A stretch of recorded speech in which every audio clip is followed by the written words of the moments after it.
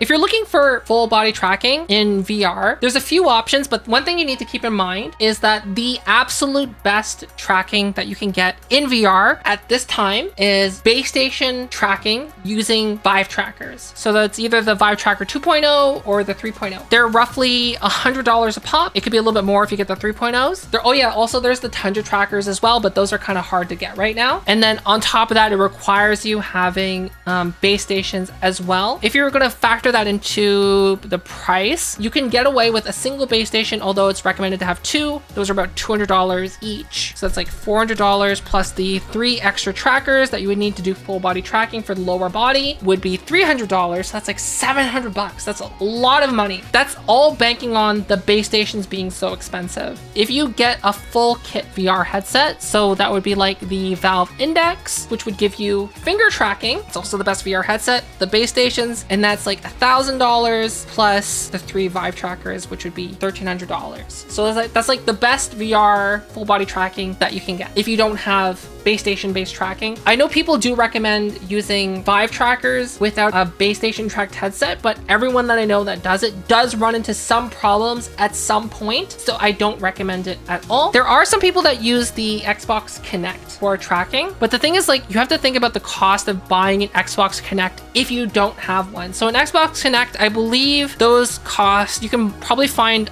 when used, like the Xbox Kinect 1.0s for about $30. You can probably buy one of the newer 2.0 V2 Xbox Kinects for probably around $50, maybe $40 used. And then on top of that, you need to buy a USB adapter. So you have to factor that into the cost. And additionally, you also have to factor in the cost of buying the software to make it compatible. So I believe the software that you would use for that is called Driver for VR, which I believe is $30, but you can try it for free. And then what you end up with is very much subpar tracking. I know there's other ways you can do it without it. The tracking that you get from it is very subpar. And what I've noticed that most people end up having is that it's fine for standing. So as long as you're standing in one place, as long as you don't, 1, turn to the side, 2, turn around, or try to do any movements where you're not standing in like an A or a T pose, essentially. Laying down is very cursed and turning around is very cursed. It's not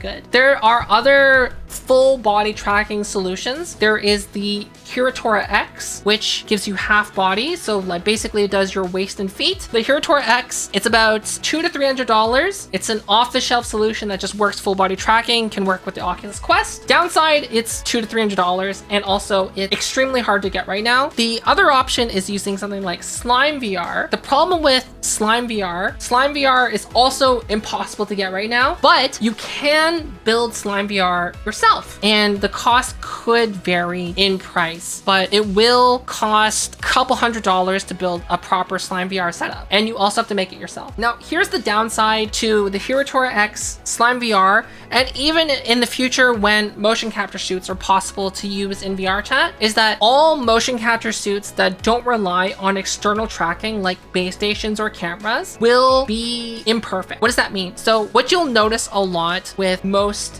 external based tracking suits or solutions is that they can be subjected to drift or interference. So when you actually do a lot of research about the Slime VR, you'll notice that a lot of people have a problem with drift. So that means that what's happening is that how it actually tracks your body is based on how your body moves from once you calibrate, right? You T-pose and then you calibrate. It does like a whole bunch of math and calculates where your body parts should be based on how your body has moved. But the problem is that often it's not always perfect. Some of those imperfections can add up over time to cause like weird things where IRL your arm is here, but it thinks your arm is up here for some reason. Alternatively, it could also be prone to interference because it is a wireless device. So like having something like a cell phone nearby or a wireless router or Bluetooth headphones could cause drifting and interference to impact the quality of the tracking of any inertial based motion capture, whether it's the Slime VR, HiratoraX, or like a motion capture suit. The advantages though to a motion capture suit, 1, it doesn't require external tracking, and 2,